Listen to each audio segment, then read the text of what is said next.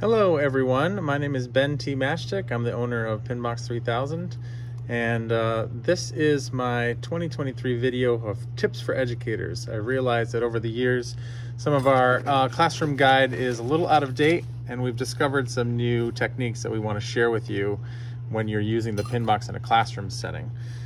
So I prepared my my desk here, as messy as it is. This is what we got. This PinBox has already been painted, and on the flippers you can see have this paper on it, and the paper was attached using Mod Podge, which we highly recommend. You can get some very cheap brushes or foam brushes and have them experiment with this, putting paper on the parts. That's a really great way to get a big effect without having to use paint, and you can use lots of recycled papers and scrapbooking papers. Mostly you'd want to use thinner paper than this. This is cardstock here, but there's lots of fun regular paper, brightly colored paper that you can use. Another tip about painting the playboard is that if you do paint the top, it will curl. The moisture from the paint will start to curl the board. And so you either want to paint the back side with a base color, or paint a giant X on this side. And you want to put plenty of paint on the back so that the moisture from the paint will pull the board back straight again, and that will dry really quickly if you put it in the sun or on the radiator or whatever. Okay, but we're not here to talk about just decorating. We're here to talk about these are the tips for the educators. We're going to go through these following things. How to prepare your classroom. You're going to start by preparing 1-inch strips. So that will be a good, you're going to get these 1-inch strips ready for your students, and those will help them design the pathways and the obstacles for their game. We're going to talk about paper crafting a bit. We're going to talk about different glues that you might want to use, attaching and designing things to the playboard, prototyping and play testing. It will be part of your process, and other materials that will come in handy. So let's get to it. Okay, first, you're going to prepare 1-inch strips. So the 1-inch strips, and also, by the way, before we get to that, this is a great step before you get into designing this, and this is an 11 by 17 sheet of paper that we provide. If you email at info@pinbox3000.com, you'll be able to get this and print it out. And this has some recommendations on here how to use your playboard.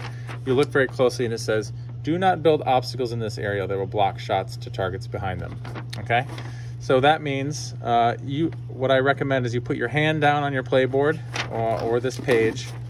Let's do it on the page here so you can get an idea. This is something that the kids can do, your students. You want to put your hand down in front of those flippers, and then using your fingers, you just want to map out, different pathways. It doesn't have to be on the fingers or anything, but just between. These are the different pathways, these lines that we're drawing up here. You'll see, you can kind of see that, but that's going to remind us that we're not going to build in front of those flippers, because what you're going to end up doing is making a very small game. And what you want to do is have all your targets and all your shots be prepared out here on the back of the playboard. So anything cool that you're designing, make sure it goes back here. I know intuitively students really want to put objects right here. That will really limit the gameplay. So make sure you keep this area sacred so that you can have all your action and all your obstacles in the back of the game. All right, that's very critical.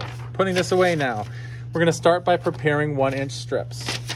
And let me make sure I stay on task here, because as you can see, I get very distracted. One thing you can use is just simple cereal box board. I'm just using a regular pair of scissors, but you can use a knife, which is also helpful. I have got my knife here, and if you really want to get into it, you can use a T-square, and this will speed up the process just slightly. Mounted on the back of on the table here. You kind of can't see where I'm going here, but you get the idea. I'm putting my T-square down, and I'm going to cut these 1-inch strips.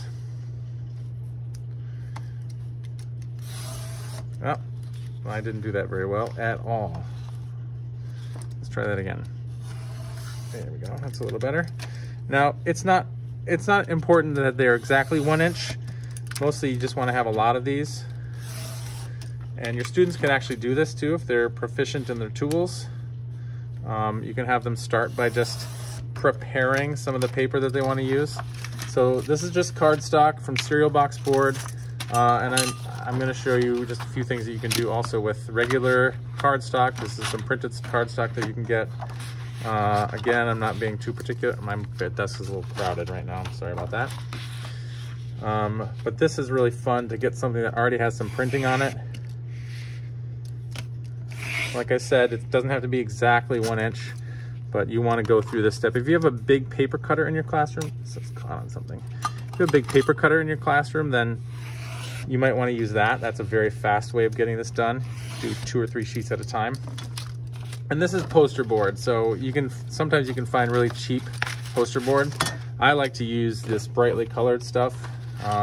In the past, I've done the PinBox with painting it with neon colors and then using a black light for the final show, which is really exciting to really have your pinball party in kind of a next new wave kind of neon setting. Okay, so here are some strips that I've prepared for designing my game, and I'm going to have those set aside.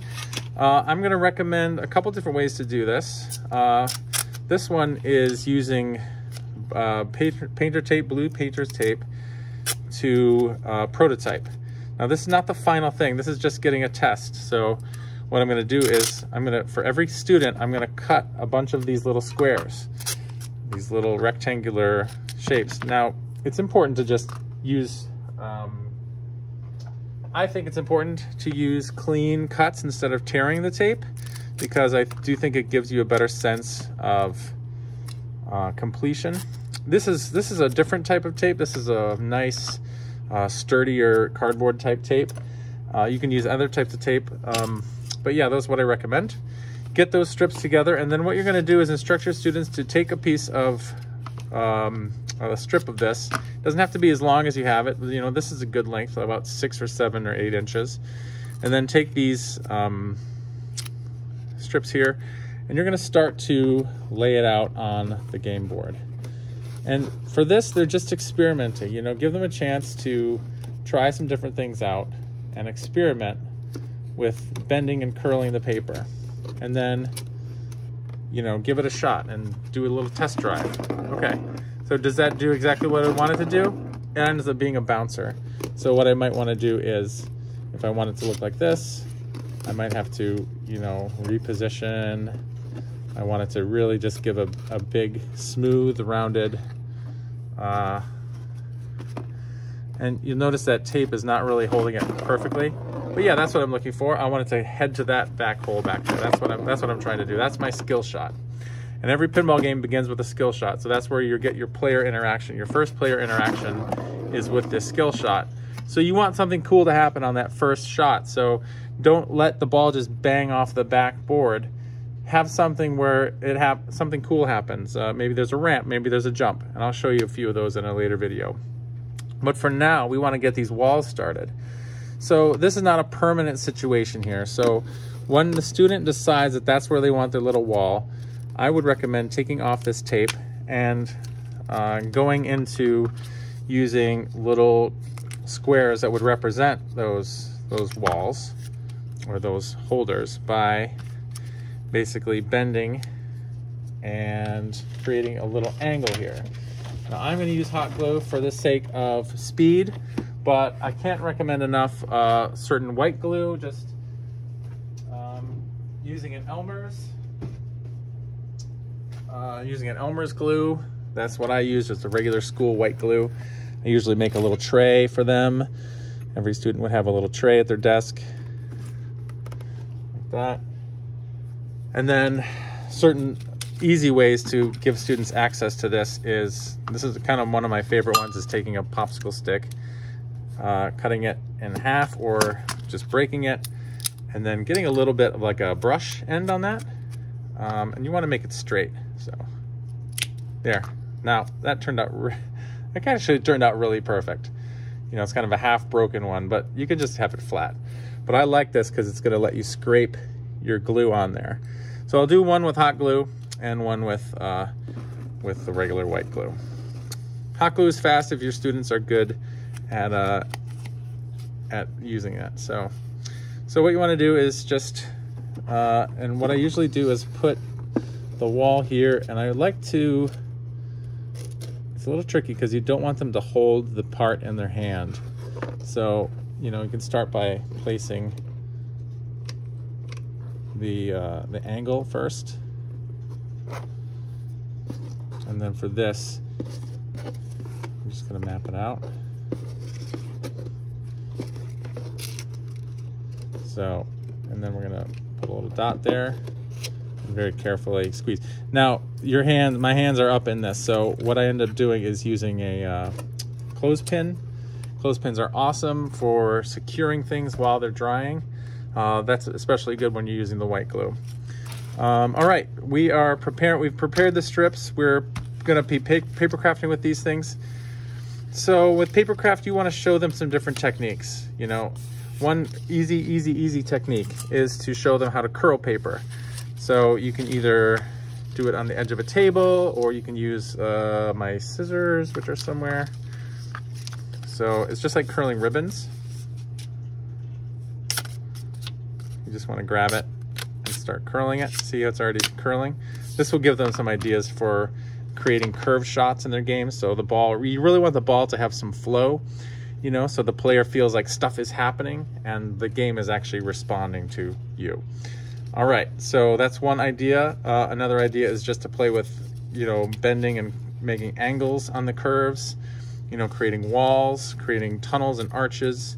All that stuff is just things you want to experiment with. We've talked about glues. Again, white glue is my favorite. Hot glue in a pinch, that will help you get a lot of the objects that we're going to talk about later. Attaching and designing, yes, well, let's do one attachment with using our white glue. So with this, we can be, of course, a little more messy, a little less careful. Using our little tool brush, we're going to stick that on there. A lot of times I would like to use a weight of some sort to kind of hold it down this way, or I will use some magnets, some pretty strong magnets. If I wanted to get that hold on there, I can put a magnet there and a magnet underneath to hold it just until it dries. Kind of clever way to do it. Some other materials you want to have at hand, a bunch of paper clips. So students will want to manipulate these paper clips in different ways, and we have some videos that show you some different things you can do, but using it as a simple piece of wire, you know, that could turn into a lot of different creative ideas. Matched with this little office clip, this office paper clip, binder clip, these things are great for innovating with and creating little obstacles with. Also, in some other videos, we show you how to do that. Popsicle sticks of various different types. These are stirrer sticks. So with these, you can create a lot of different rails. You know, you can make a habit trail where the marble rolls on top. Some of our videos show that. Popsicle sticks and regular sticks. I like to use a paper cutter too, or a hole puncher rather, also, because what you'll find is as they start punching, you won't be able to punch in the cardboard all the time. I mean, if you have a good strong one, you can, but a lot of times just ideas will come from just punching holes in things and matching it up. Like here, I could make a little ramp. Never really done this before, so, you know, I'm just kind of improvising. But, right, so I have a curved wall that I could mount, and then I could potentially make a little jump coming off with this. See how that's possible? Now, the ball will certainly get stopped there, so that's a problem that I will probably have moving forwards, but even so, I think just getting a chance to see how that will look, this is all part of the prototyping process. They're not going to get it all at once. You know, this is a process. You have to let them experiment with materials. You have to provide them with a lot of different materials. They should go home and look through the recycling to see if there's any parts that they could piece together, different kind of packaging and whatnot. So I hope that's helpful. It's about 15 minutes of helpful tips. If you have more questions, you can email me. I'm Ben at pinbox3000.com. No, the email is info@pinbox3000.com. And I'd love to hear your questions. Look for the updated project guide and curriculum coming up in 2023-2024 school year. All right, thank you so much for supporting the Pinbox 3000 and our little cardboard business. And we'll start by giving a little flip to to test our prototype. Nice. Cool. All right. Well, enjoy the PinBox in your classroom. I know that I do, so I want to provide as much help as I can. That's cool. All right. Good luck out there.